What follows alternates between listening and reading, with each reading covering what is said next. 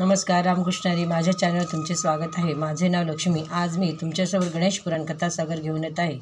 अध्याय 92. सृष्टीच्या उत्पत्तीचे रहस्य.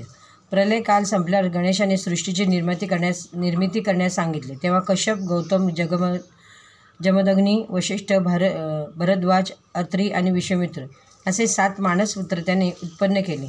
ते सर्व पंडित होते. त्यांनी ब्रह्मदेवाला विचारले, आम्हाला कशासाठी निर्माण केले आहे?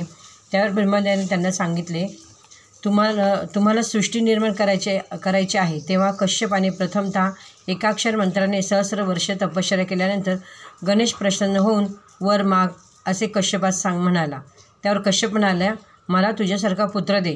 तेव्हा गणेशाने त्याला सृष्टी निर्माण करावयास काम दिले आणि सांगितले, जेव्हा तुझ्यावर संकट येईल तेव्हा मी तुझे रक्षण करण्यासाठी अवश्य धावून येईल, असा त्याला आशीर्वाद दिला. कश्यपाला दिती, अदिती, धनु, कद्रू, विनिता अशा 14 स्त्रिया होत्या.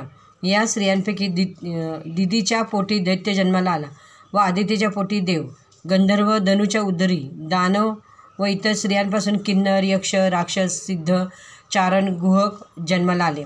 त्याचप्रमाणे त्याच्या इच्छेने पृथ्वी, पर्वत, वृक्ष, नद्या, समुद्र, लता, धान्य, धातू, रत्ने, मोती, कृमी, मुंग्या, सर्व पक्षी अशा प्रकारची अनंत सृष्टी निर्माण करण्यात आली.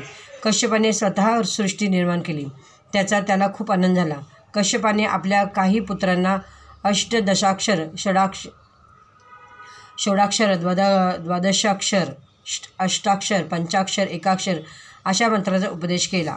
श्री गणेशाची तपश्चर्या करण्यासाठी देशातील अनेक स्थळांना त्यांनी भेटी दिल्या.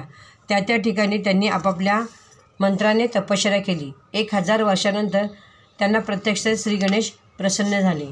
रामकृष्ण हरी. तुम्हाला व्हिडिओ आवडल्यास लाईक करा, शेअर करा. रामकृष्ण हरी. धन्यवाद.